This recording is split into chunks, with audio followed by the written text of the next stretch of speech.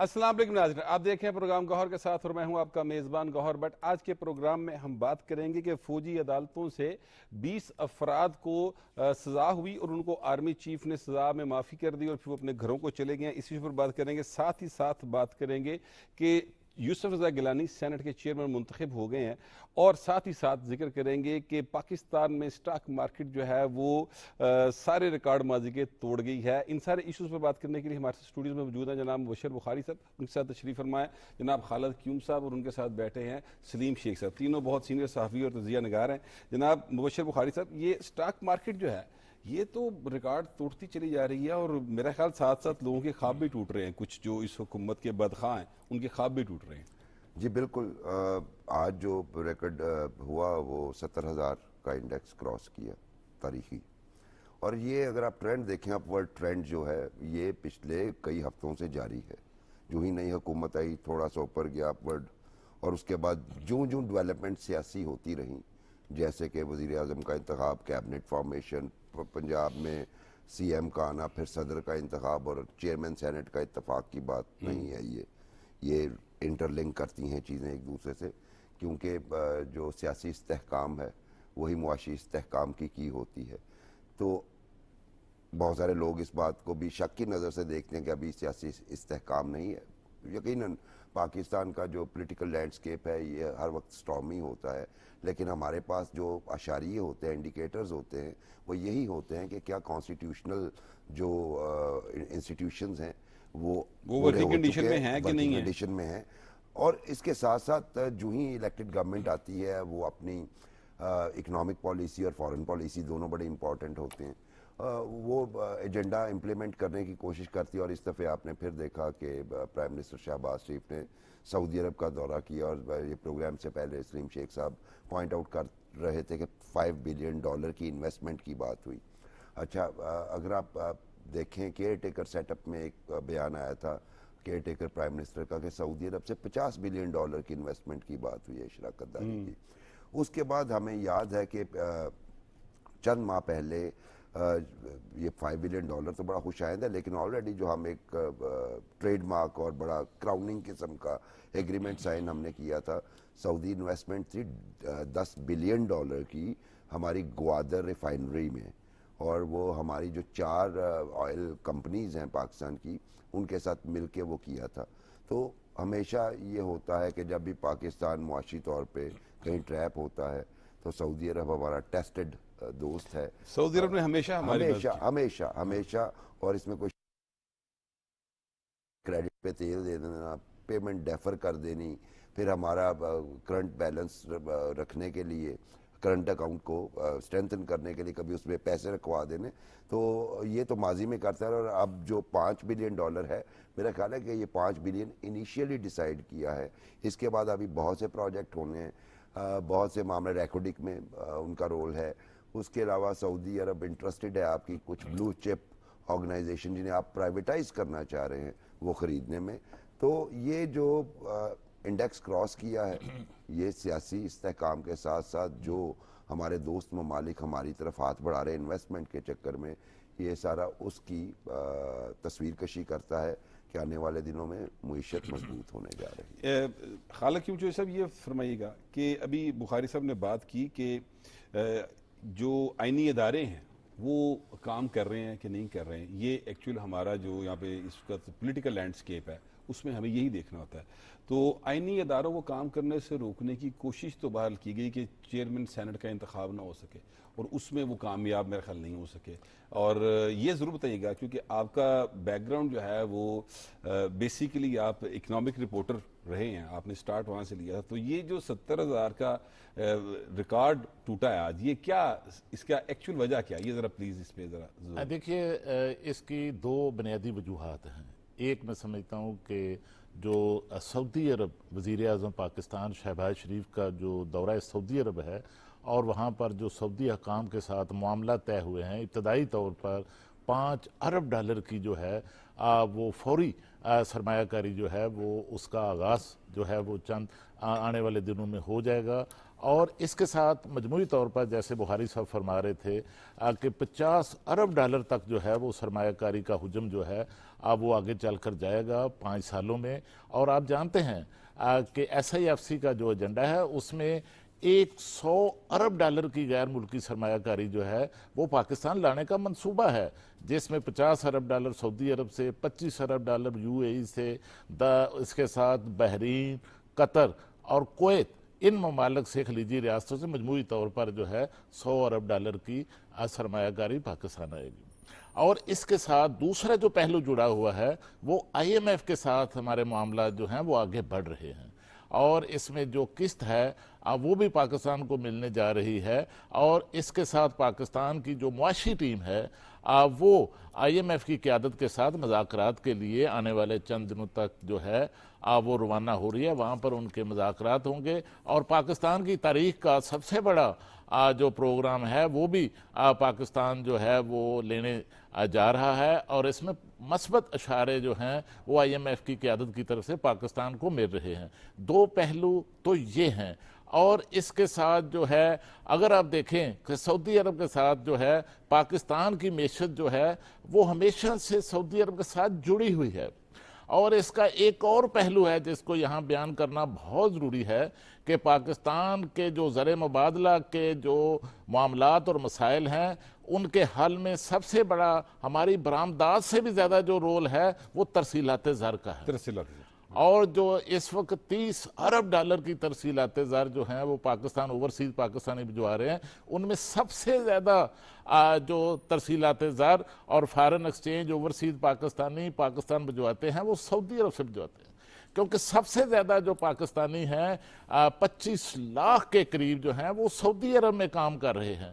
تو اس طرح نہ صرف جس طرح بھاری صاحب نے فرمایا کہ پاکستان میں اسٹیٹ بینک میں جو ہے وہ پاکستان کے زر مبادلہ کے ذخائر کو بہتر بنانے کے لیے ڈپازٹس جو ہیں وہ بھی سعودی عرب کی طرف سے جمع کروائے گئے ہیں. تو اس سے میں سمجھتا ہوں کہ سعودی عرب کی طرف سے جو سرمایہ کاری پاکستان میں کی جا رہی ہے اس میں صرف 7 ارب ڈالر کی جو ہے وہ معدنیات کے سیکٹر میں جو ہے ایس آئی ایف سی کے ایجنڈے میں جو سر فہرست جو شعبہ ہے جس میں جو ہے 1 ارب ڈالر کی جو ہے وہ رکوڈیک کے اندر بھی جو ہے وہ انویسٹمنٹ جو ہے سعودی عرب سے آنے والی ہے. اور ایک سب سے بڑا جو سعودی عرب کا منصوبہ ہے گرین آئل ریفائنری جو ہے وہ 14 ارب ڈالر کا جو ہے وہ منصوبہ ہے سعودی عرب کا. تو اس طرح میں سمجھتا ہوں کہ یہ منصوبہ جات جو پاکستان میں شروع ہوں گے تو نہ صرف پاکستان میں زر مبادلہ کی ضروریات پوری ہوں گی، یہاں روزگار کے مواقع پیدا ہوں گے، عام آدمی کو ریلیف ملے گا، اور اس کے ساتھ ساتھ میں بتاؤں کہ ہماری جو برآمدات ہیں وہ بھی بڑھیں گی، کیونکہ برآمدات یہ جتنی انویسٹمنٹ جو ہے وہ سعودی عرب کی طرف سے یا خلیجی ریاستوں کی طرف سے پاکستان میں کی جا رہی ہے، اس کے نتیجے میں یہاں سے جتنی پیداوار ہوگی وہ پھر یہاں سے ایکسپورٹ ہوگی. تو اس سے 2 فوائد جو ہیں وہ بڑے ہوں گے. ایک طرف تو اس کو ہم فارن جو ہے جو ڈائریکٹ انویسٹمنٹ کہتے ہیں ایف ڈی آئی جس کو کہتے ہیں، اور اس کے ساتھ ہماری جو ایکسپورٹ ہے برآمدات ہے وہ بھی جڑی ہوئی ہیں. یقیناً اس سے ہمارے زر مبادلہ کے ذخائر بہتر ہوں گے، ہماری برآمدات بھی بڑھیں گی، اور پاکستان کے اندر عام آدمی کو بھی اس کے اثرات جو ہیں پہنچیں گے. یہ سلیم شیخ صاحب انہوں نے کہا کہ عام آدمی کو جو ہے اس کے اثرات اس پر آئیں گے اور اس کی بہتری ہوگی. یہ جو عام آدمی کے حالات ہیں یہ کتنی دیر میں آپ بدلتے ہوئے دیکھ رہے ہیں؟ دیکھیں کوئی یہ ہم کہہ سکتے ہیں مہینہ 2 مہینے 6 مہینے کوئی اس طرح سے کوئی ہوپ ہو سکتی ہے؟ مہینے 2 مہینے میں تو حالات نہیں ٹھیک ہونے والے، کیونکہ ابھی جو معاہدے ہوئے ہیں، جو بات چیت ہوئی ہے انیشیل 5 ارب ڈالر کی، وہ آتے آتے تھوڑا سا ٹائم لگے گا، اور پھر جب یہاں پر پاکستان میں وہ معاہدے آ کر امپلیمنٹ ہونا شروع ہوں گے تو اس کو بھی ٹائم لگ جائے گا. اور میں یہ سمجھتا ہوں کہ کم از کم 6 مہینے کا ٹائم تو ضرور لگے گا، کہ جو ہمارے ہاں جب تک روزگار کے مواقع نہیں بڑھیں گے تو تب تک جو ہے عام آدمی کی جو مالی حالت ہے وہ بہتر نہیں ہوگی، کیونکہ اس وقت مہنگائی کا سامنا تو کرنا پڑ رہا ہے. لیکن جب یہ اتنی زیادہ انویسٹمنٹ آ جائے گی، ابھی تو صرف 5 ارب ڈالر کے معاہدے جو ہیں وہ سامنے آئے ہیں، اور اسی طرح جیسے بھی خالد صاحب بتا رہے تھے کہ ریکوڈیک اور معدنیات کے شعبوں میں بہت زیادہ جو ہے انویسٹمنٹ ہونی ہے. اور ایک اور اس میں پوائنٹ ہے وہ یہ بھی ہے کہ اب جو وزیر اعظم شہباز شریف صاحب سعودی عرب گئے تھے تو اس میں ایک چیز میں یہ سمجھتا ہوں کہ وہ بھی ضرور ڈسکس ہوئی ہوگی کہ جو پاکستانی جو سعودی عرب جاتے ہیں ان کی تعداد بھی جو ہے وہ بڑھائی جائے گی، تاکہ جو ہے ایک تو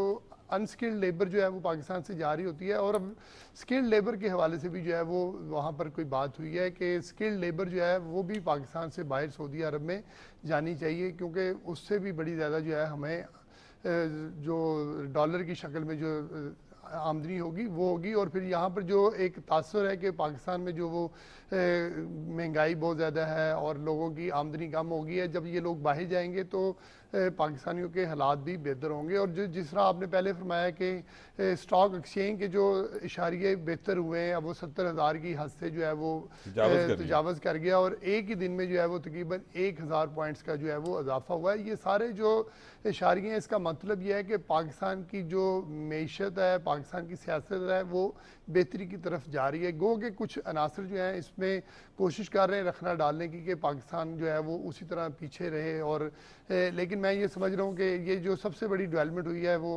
वज़ीर-ए-आज़म पाकिस्तान के सऊदी अरब के दौरे के दौरान हुई है। बुखारी साहब, ये सऊदी अरब का दौरा हुआ प्राइम मिनिस्टर का और बड़ा कामयाब दौरा रहा।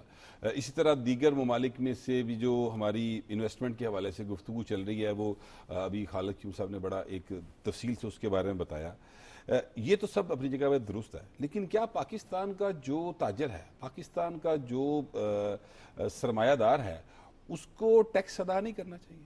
जी देखिए, ये बहुत बड़ा एक इशू है। जब भी आपकी IMF से मुलाकात होती है, जब भी किसी भी आप बैरूनी सरमायाकार से बात करते हैं, तो वो यहाँ का बताते हैं कि आपकी टैक्स कलेक्शन इतनी है।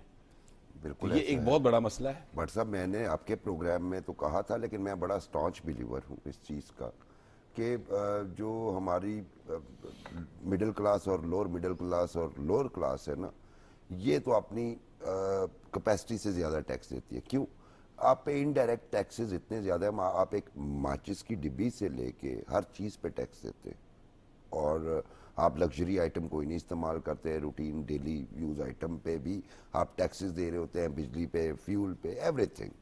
तो वो तो टैक्स दे रहे हैं। अब उनके पास तो कोई जमा पूंजी भी नहीं होती, शायद प्रॉपर्टी भी बहुत कम लोगों के पास होती है, तो उनके पास स्क्वीज़ करने को कुछ नहीं है। मतलब आप उन्हें कितना निचोड़ेंगे, अल्टीमेटली जब उन्हें निचोड़ेंगे तो फिर वो मुआशरे पे जो असरअंदाज होते हैं फैक्टर्स, उसका फॉल आउट ये होता है कि क्राइम रेट बढ़ जाता है और दूसरे जराइम बढ़ जाते हैं। लेकिन जो हमारी प्रिविलेज क्लासेस हैं, जो कि जिनके पास बहुत सारा सरमाया है। अच्छा, दूसरी आपने चूँकि दुकानदारों की और ताजरों की बात की, पाकिस्तान का मेरा ख्याल है 70% से ज़ायद जो ताजर है, दुकानदार है, वो अनडॉक्यूमेंटेड इकॉनमी का हिस्सा है। अब जब गवर्नमेंट मेजर ले रही है तो ताजरों की तरफ से रेजिस्टेंस आएगी, लेकिन उन्हें टैक्स नेट में लाना पड़ेगा, उसके अलावा चारा कोई नहीं है। क्यों? बड़े आराम से एक बंदा है जो 10,000 की चीज़ बेचता है, एक बंदा जो 2 लाख की चीज़, छोटे छोटे आपने लाहौर में शाह आलम से लेके लोहारी और अकबरी में देखें, छोटी छोटे जो दुकानदार हैं वो अरबों रुपए का कारोबार कर रहे होते हैं, लेकिन वो टैक्स नेट में नहीं है। उसके बाद बड़ी मछलियाँ आ जाती हैं, उनकी प्रॉपर्टीज़ चेक कीजिए, गाड़ियाँ चेक कीजिए और बैंक बैलेंस चेक कीजिए, बिजनेस चेक कीजिए, वो टैक्स देते हैं, लेकिन जो एक्चुअल टैक्स बनता है वो अदा नहीं करते। तो अब ये टैक्स देना पड़ेगा और गवर्नमेंट के पास कोई ऑप्शन नहीं है भट्ट साहब। ताजर बरादरी को टैक्स नेट में लाना पड़ेगा, उनकी पूरी इकॉनमी डॉक्यूमेंटेड करनी पड़ेगी, और वो लोग जो, और उसमें मैं ये कहूँगा कि कुछ इन्फ्लुएंशियल्स भी शामिल हैं जो टैक्स को इवेड करते हैं, हज़ारों अरब रुपए का टैक्स। और साथ साथ इसमें रिफॉर्म्स की ज़रूरत तो है, लेकिन FBR को भी स्ट्रीमलाइन करने की ज़रूरत है, जाहिर है वहाँ पर क्योंकि वहाँ नकायस पर भी होंगे, वहाँ पर नकायस हैं। हाँ। उनको भी स्ट्रीमलाइन करने की ज़रूरत है ताकि आपके पास एक ट्रांसपेरेंट और फेयर सिस्टम आ जाए। जब हम फेयर सिस्टम कहते हैं तो फेयर सिस्टम का मतलब ये है कि जितने आपके रिसोर्सेज हैं आप उतना टैक्स अदा कीजिए, जितनी आपकी इनकम है टैक्सेबल उसके मुताबिक आप कर दीजिए। ये फेयर सिस्टम है, तो इस पर किसी को क्या एतराज़ हो सकता है, और ना किसी को होना चाहिए। ये एक अहसन कदम होगा हमारी इकॉनमी को बेहतर करने के लिए। ये खालिद क्यूम साहब, जो एक फिगर, मैं एग्जैक्ट फिगर मुझे जहन में नहीं है, लेकिन तकरीबन 2500 अरब रुपए के केसेस हैं जो मुख्तलिफ अदालती फोरम्स के ऊपर जिनका अभी फैसला होना बाकी है। डिटेल उसकी आई थी, अब मेरे जहन में वो पूरी डिटेल नहीं है।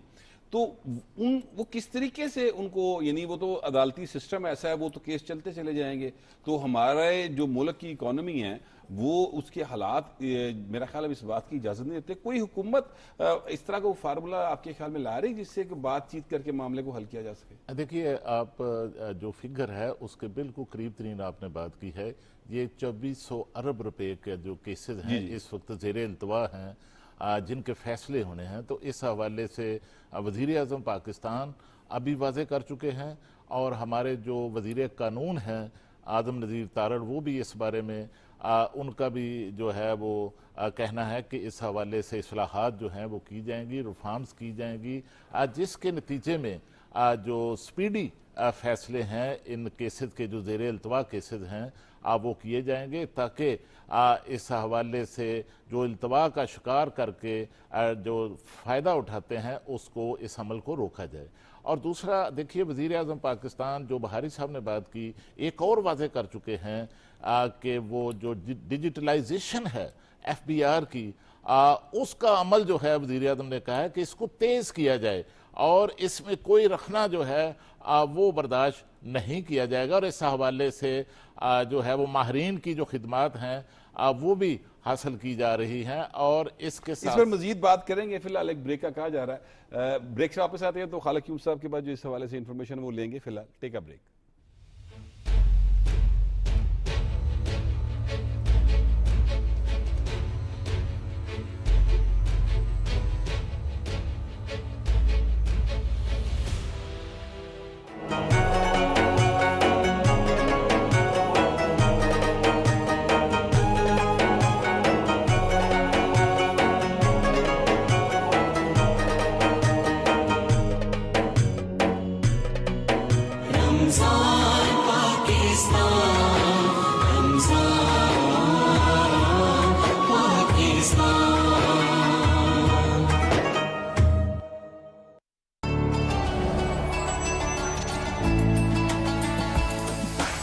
عید مبارک. یہ پہلی عید ہے جو میرے اپنے ہسبینڈ اور ان لاس کے ساتھ ہے, وہ تو یہ ہے خوش ہیں, وہ بھی خوش نہیں یہ تو آپ انہیں سے پوچھیں.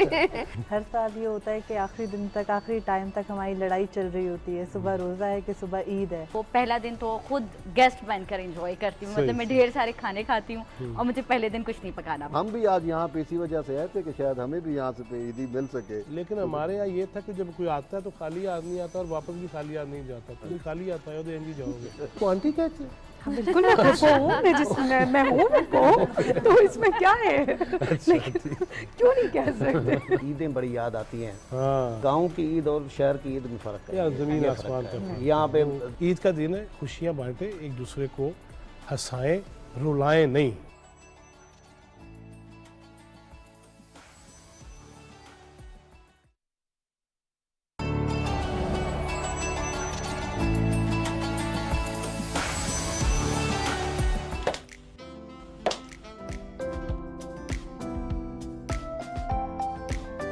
ہاں بھائی فراد, کیا ہو رہا ہے؟ ٹیمپریچر پورا 102. واٹ؟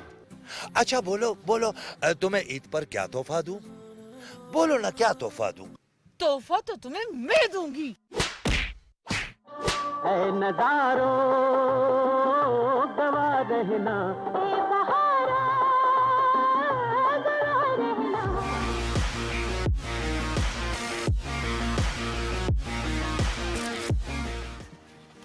مگر میرا خالص پیار تمہیں ضرور ملے گا. یہ پروں کی بڑبڑاہٹ کیسی شمٹ؟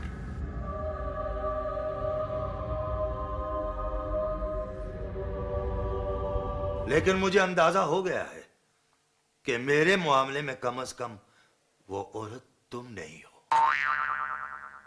ہو کوئی اور ہے.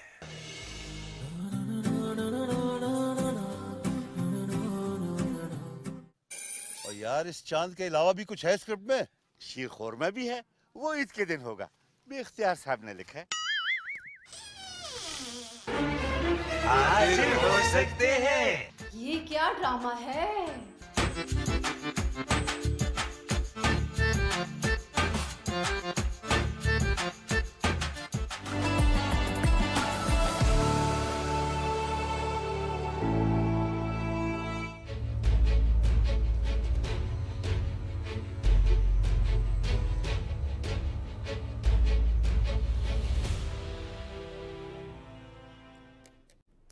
Welcome back. بریک پہ جانے سے پہلے خالد کیوم صاحب جو ہیں وہ بتا رہے تھے کہ کیا اشاریے ہیں اور کس طریقے سے نشر بہتری کی طرف جا رہی تھی. جیسے اپنی بات ذرا کمپلیٹ کیجیے گا. اچھا دیکھیے، میں بات کر رہا تھا کہ حکومت کی طرف سے جو ایف بی آر کا نظام ہے، جو ٹیکسیشن کا نظام ہے، اس میں ریفارمز کا فیصلہ کیا گیا ہے، اصلاحات جو ہیں وہ لائی جا رہی ہیں، جس کے نتیجے میں یہ بھی کوشش کی جا رہی ہے کہ جو ڈائریکٹ جو ٹیکسیشن ہے اس میں جو ہے وہ اضافہ ہو، اور انڈائریکٹ ٹیکسیشن جو ہے وہ اس میں جو ہے وہ کمی لائی جائے. اور اس میں اس کے ساتھ جو ہمارا ٹیکس ریونیو ہے اس کو بڑھانے کے لیے جو ہے وہ پلاننگ کی جا رہی ہے، منصوبہ تیار کیا جا رہا ہے. اور منصوبہ یہ ہے کہ مستقبل میں ہمارا جو ٹیکس ٹو جی ڈی پی ریشو ہے اس کو بڑھا کر 15% تک جو ہے وہ کیا جائے. جب تک ٹیکسیشن کی وصولی کا عمل نہیں بڑھے گا، اور اس وقت بھی میں آپ کو بتاؤں کہ اس وقت بھی اس سال بھی جو ہے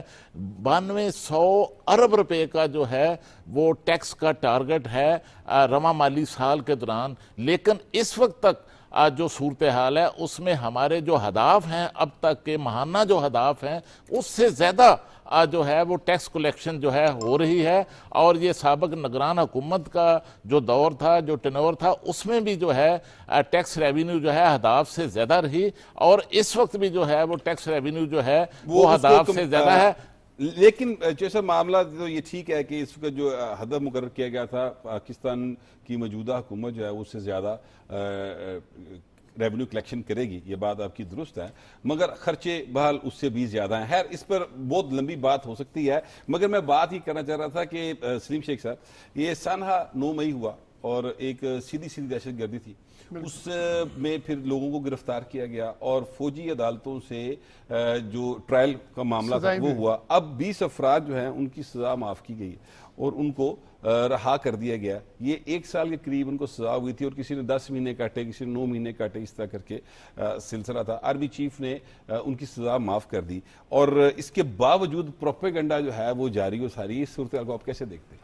دیکھیں، پروپیگنڈا جو ہے نا، آپ یہاں پر اگر دودھ اور شہد کی نہریں بھی بہا دینا تو وہ جاری رہے گا، لیکن حقائق کو دیکھنا پڑتا ہے. اور حقائق یہ ہیں کہ فوجی عدالتوں نے اگر سزائیں دی ہیں، اور آپ نے وہ انٹرویو بھی سنا ہوگا جس کو سزا ہوئی ہے، اور وہ سزا کے بعد جب گھر آیا تو اس نے کہا کہ میرے ساتھ کوئی ایسا غلط سلوک نہیں ہوا کہ اگر آپ سول کورٹس یا سول جو جیل ہے اس کو دیکھ لیں تو وہاں پر جو ہے وہ سنا جاتا ہے کہ وہاں پر لوگوں کے ساتھ جو ہے وہ ایسے ناروا سلوک کیے جاتے ہیں، لیکن جو آرمی کورٹس ہے وہاں پر میرے ساتھ کوئی ایسا رویہ نہیں برتا گیا. اور پھر اس کے بچوں کا بھی آپ نے انٹرویو خود بھی سنا ہے کہ بچوں نے یہ کہا ہے کہ اگر ہم بڑے ہوں گے تو بڑے ہو کر جو ہے وہ فوجی خواہش کا اظہار کیا کہ ہم فوج میں جانا چاہتے ہیں. تو اب بچوں سے تو آپ کوئی زبردستی سوال کر کے جواب نہیں نہ لے سکتے. تو بات یہ ہے کہ اب جو فوجی عدالتوں نے سزائیں دی اور سزائیں کے بعد جو ہے ان کو ریلیف بھی دیا گیا ہے جنرل عاصم منیر صاحب کی طرف سے، تو اس کا مطلب یہ ہے کہ ان کو جو ایک آئین اور قانون ہے اس کے مطابق سزا دی، اور آئین اور قانون کے مطابق جو عاصم منیر صاحب کے پاس وہ جنرل عاصم منیر صاحب ان کے پاس بطور آرمی چیف جو اختیار ان کے پاس ہے، سزا میں معافی بھی دے دی ہے تاکہ جو ہے، کیونکہ سپریم کورٹ کا فیصلہ بھی تھا کہ اگر کم سزا ہے 3 سال سے کم تک تو ان کی سزا جو ہے وہ اناؤنس کر دیں، تاکہ اگر اس کی کسی کی عید جو ہے وہ پہلے ہو سکتی ہے تو وہ عید وہ اپنے گھر میں جا کے عید کر لے. تو اس اور انتظار حسن صاحب نے اس بات کو بہت زیادہ اپریشیٹ کیا تھا. اس بات کو بالکل یہ کیا تھا. بخاری صاحب یہ بتائیے گا کہ یہ جو سزا ہوئی اور اس کے بعد یہ ایک جو 20 لوگ ہیں، 105 کی فگر بتائی گئی تھی، 103 چلیں بعد اس میں سے 20 لوگ جو ہیں وہ تو ان کا معاملہ تو نمٹ گیا. تو باقی پھر جو کیس ہے وہ جو اعتراض کر رہے تھے لوگ کہ جناب فوجی عدالتوں میں ٹرائل نہیں ہو سکتا، پھر وہ اعتراض تو ختم نہیں ہو گیا؟ بالکل بٹ صاحب، دیکھیے آپ کے ہی پروگرام میں اس پہ گفتگو ہوئی تھی ماضی میں. میں اگرچہ ذاتی طور پہ کسی بھی پیرالل جسٹس کے سسٹم کے حق میں نہیں ہوں، لیکن چونکہ اب یہ آئین کا حصہ ہے، اس پہ لیجسلیشن ہو چکی ہے، اس لیے یہ اسی طرح کی عدالتیں جو فیئر سے ان لوگوں کو وہ یہ تھے کہ جی بڑی سخت سزائیں ہوں گی اور پتہ نہیں کیا ہو جائے گا. یہ جو سزا ہوئی ہے 1 سال کی، 1 سال کی فوجی عدالتوں میں سزائیں دی ہیں، ان کے وہم و گمان میں بھی نہیں ہوگا کہ فوجی عدالتیں اتنی سافٹ سزائیں دے سکتی. دوسری بات یہ کہ اگر میں موازنہ کروں سویلین کورٹس کے ساتھ ایمانداری کے ساتھ، تو سویلین کورٹ میں تو ابھی تک وہ کیس ہی چل رہا ہوتا، وہ عذاب میں مبتلا ہوتا مدعی بھی اور ملزم بھی کہ یار یہ کیا کب فیصلہ کیا، چونکہ ہمارا ڈیلیپیڈیٹڈ سسٹم ہے انفارچونیٹلی، ہمارا عدالتی نظام پورے کا پورا جو ہے وہ اسی طرح سے ہے. اس کو ریفارم کی ضرورت ہے. تو یہ میرا خیال ہے کہ ثبوت ہے اس بات کا کہ اتنی ہارش سزائیں نہیں تھی. دوسری بات ٹیسٹیمنی ریلیز ہونے والے بندے کی میٹر کرتی ہے. اس میں کہا گیا جی میرے ساتھ، وہ عدالتی نظام کی بات نہیں کر رہا، وہ جہاں پہ اسے کنفائن کیا گیا اس کی بات کر رہا ہے کہ وہاں پہ بڑا اچھا سلوک ہوا. اور یہ میرا خیال ہے کہ مخالفین کے منہ کو بند کرنے کے لیے کافی. اور پھر جیسچر یقیناً دیا گیا آرمی چیف کی طرف سے کہ سپریم کورٹ نے کہا، اور انہوں نے کہا جی بالکل جن کی سزائیں معاف ہو سکتی ہیں عید کے موقع پہ وہ کر دیں. اور یہ ایک اچھا جیسچر ہے. لیکن اس سے یہ انڈیکیٹر ضرور سامنے آیا ہے کہ فوجی عدالتیں بھی جو ہیں انسان ہی رن کرتے ہیں، ظاہر ہے ان کے اندر بھی انسانیت کا جذبہ ہوتا ہے. وہ بھی سچ اور غلط کو جانتے ہیں، پرکھتے ہیں، اور اس کے نتیجے میں، چونکہ ذاتی طور پہ میں بڑی ایمانداری سے بتا رہا ہوں کہ یہ میرے لیے بڑا سرپرائزنگ تھا 1 سال کی سزا، 2 سال کی سزا، کیونکہ ہم نے تو ماضی میں قصے سنے ہوئے تھے کہ کیا کیا ہوتا ہے. تو یہ بڑی میرا خیال ہے پازیٹیو چینج ہے جس کی ٹیسٹیمنی وہ لوگ جو رہ کے آئے ہیں وہ دے رہے ہیں. جو صاحب یہ فرمائیے گا کہ جو بچے ہیں ان کی طرف سے یہ اس خواہش کا اظہار کہ وہ بڑے ہو گئے فوج میں جانا چاہتے ہیں، یہ بچے تو من کے سچے ہوتے ہیں. یہ کس بات کی طرف اشارہ کرتا ہے؟ کیا اس بات کی طرف اشارہ نہیں کرتا کہ قوم جو ہے وہ فوج کے ساتھ محبت کرتی ہے؟ دیکھیے یہ جو بچوں نے اظہار کیا ہے فوج میں جانے کا، جو بات کی ہے، یہ دراصل وہ ایک جو فوجی عدالت سے سزا کاٹنے والے جو رہا ہوئے ہیں شخص، ان کے بچوں کی طرف سے یہ آئی ہے. اور اس کے ساتھ میں آپ کو بتاؤں کہ جو ملٹری کورٹ میں جن لوگوں کے کیسز چل رہے ہیں، ان کے جو پیچھے ان کے عزیز رشتہ دار ہیں، کبھی سنا ہے آپ نے ان کی طرف سے کبھی کوئی شکایت آپ نے میڈیا میں یا کسی جگہ پر آئی ہو؟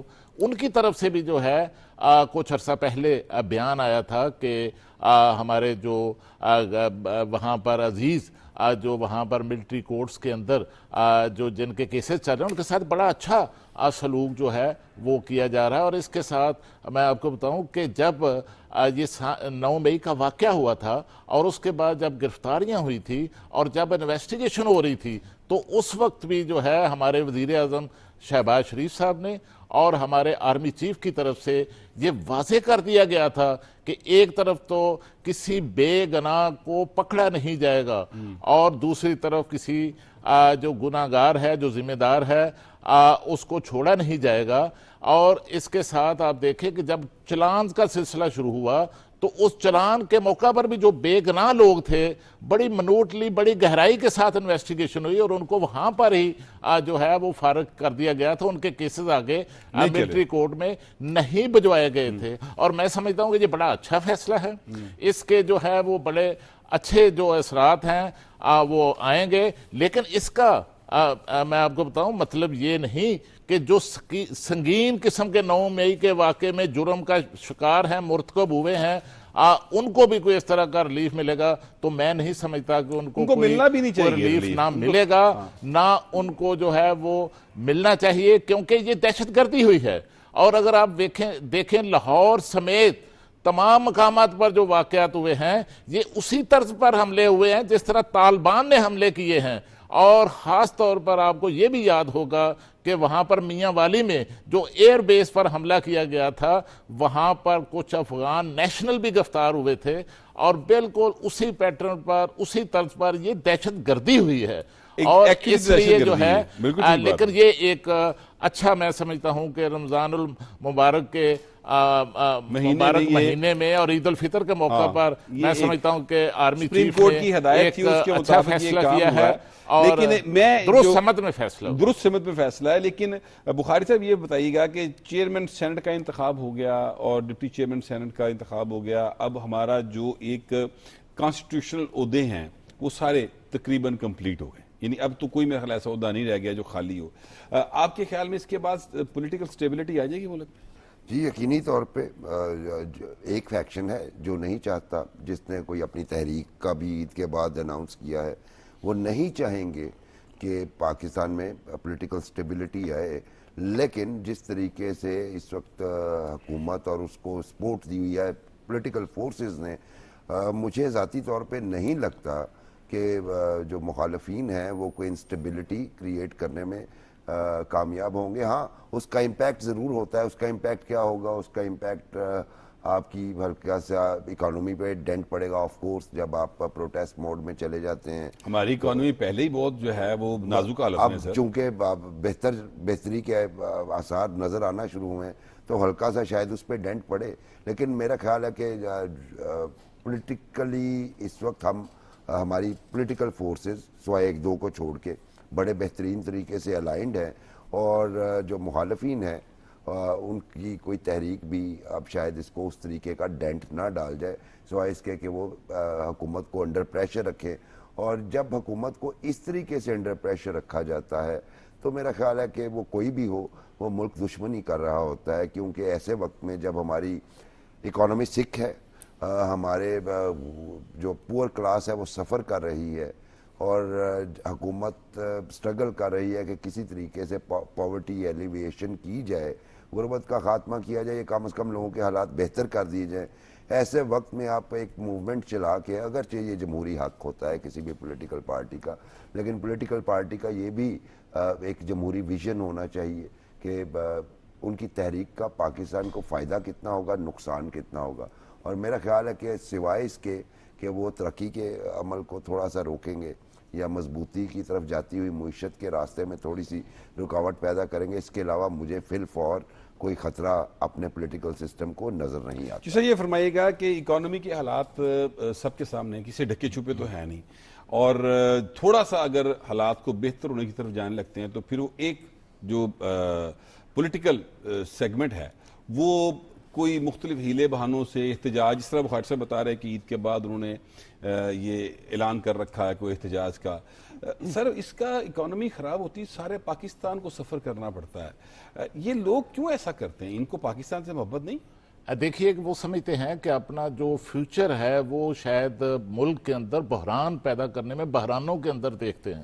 آپ کو یاد ہوگا کہ کس طرح پنجاب اور کے پی کی جو اسمبلیاں ہیں ان کو جو تحلیل کیا گیا تھا وہ ملک کے اندر بحران پیدا کرنے کے لیے، بحرانی صورتحال پیدا کرنے کے لیے تحلیل کیا گیا تھا، اور اس میں سیاسی مفاد حاصل کرنے کے لیے جو ہے یہ سارا اقدام کیا گیا تھا، اور جو قومی اسمبلی سے استعفے دیے گئے تھے وہ بھی ملک کے اندر ایک سیاسی بحران جو ہے وہ پیدا کرنے کی کوشش کی گئی تھی۔ اور اب دور جانے کی بات نہیں، چند دن پہلے جس طرح وہاں پر کے پی کے اندر جو ہے سینٹ کا جو الیکشن ہے 11 نشستوں پر وہ جو رکوانے کا کام کیا گیا، وہ بھی ایک آئینی اور سیاسی بحران پیدا کرنے کی جو ہے وہ کوشش کی گئی۔ اور یہ بھی آپ کو پتا ہے کہ جس طرح جب آئی ایم ایف کے ساتھ خود ہی معاہدہ کیا اور پھر اس سے انحراف کیا گیا، وہ بھی ملک کے اندر دراصل ایک معاشی بحران جو ہے وہ پیدا کرنے کی کوشش کی گئی۔ اور آپ جانتے ہیں کہ پاکستان کے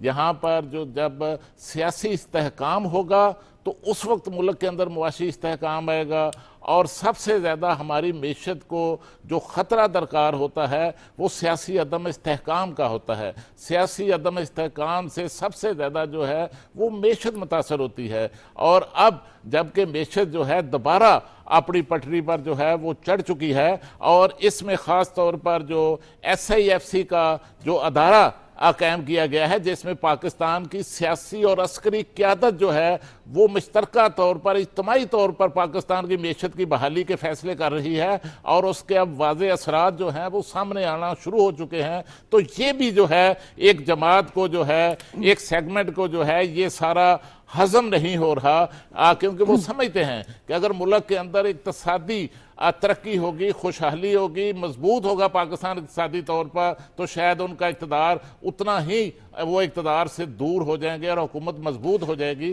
تو اس وجہ سے وہ بحرانوں کی تلاش میں رہتے ہیں، اور میں نہیں سمجھتا کہ ان کی جو تحریک وہ چلانا چاہ رہے ہیں اس میں کوئی کامیابی ان کو مل سکتی ہے۔ جتنا انتشار ہے اس وقت اس پارٹی کے اندر اور جس وقت جیل کے باہر جو قیادت ہے اس پارٹی کی وہ تو آ چکی ہے ٹک ٹاکرز کے پاس اور یوٹیوبر کے پاس، تو وہاں پر تو کوئی سیاسی مائنڈ سیٹ کا کوئی تصور نہیں آپ کر سکتے کہ کوئی سیاسی مائنڈ سیٹ کی بنیاد پر یہ کوئی ایسا فیصلہ کرے جس سے کوئی سیاسی فائدہ حاصل کر اس وقت کوئی جو ہے قیادت کا بحران ہے. لیکن شیخ صاحب معاملہ یہ ہے کہ جب اکانومی خراب ہوگی تو ان کا مقصد شاید یہی ہے پھر کامیاب، وہ تو اس میں کامیاب ہو جائیں گے نا اکانومی کے حالات کو خراب کرنے میں. جی بالکل، ان کا مقصد ہی یہ ہے کہ تو پھر جن لوگوں کا مقصد پاکستان کی اکانومی کو خراب کرنا ہے وہ پھر پاکستان کے وہ تو پھر دشمن ہوئے نا پاکستان کے. تو ان کا مقصد یہ ہے کہ ایک پنجابی کی مثال ہے، نہ کھیڈاں گے نہ کھیڈن دیں گے، وہ اس روش کے اوپر چل رہے ہیں. حالانکہ ان کو سوچنا چاہیے کہ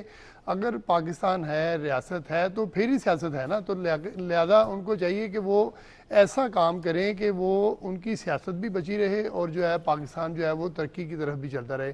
فرض کریں کہ اگر وہ آج اپوزیشن کی سیاست کرتے ہوئے سڑکوں پر آ جاتے ہیں، احتجاج کرتے ہیں اور معیشت جو ہے ہماری وہ مزید ڈاؤن ہو جاتی ہے، اور اس کے بعد وہ کہتے ہیں کہ جی ہم نے جو ہے اپنا سب کچھ پا لیا، تو پا کر وہ کریں گے کیا؟ ان کے ہاتھوں کچھ بھی نہیں آئے گا. لوگوں کو مشکلات جب ہوں گی، عوام اگر مزید جو ہے وہ مشکلات کا شکار ہوں گے، غربت بڑھے گی، تو اگر وہ یہ ساری چیزیں کیسے بتائیں گے؟ اب ان کے پاس جیسے ابھی خالد کیوم صاحب بتا رہے تھے کہ کے پی میں حکومت تھی، ان کو چاہیے تھا کہ وہ سینٹ کا انتخابات میں حصہ لیتے. اب انہوں نے حصہ نہیں لیا، اپنی مخصوص وہ جو سینٹ کی نشستیں تھیں وہ بھی وہ کھو چکے ہیں. اب فی الحال ان کے نمبر کم ہو گئے نا. دیکھیں اب جب تک یہ اب وہ وہاں کے پی کی اسمبلی کا اجلاس اس وقت تک میرا خیال ہے ممکن نہیں ہوگا جب تک کہ ریزرو سیٹوں کا اوتھ نہیں ہوگا. لہذا جب اجلاس ہوگا پھر اوتھ ہوگا، تو لہذا اس بات پر وہ تھے کہ ہم نے ان کا اوتھ نہیں لینے دینا.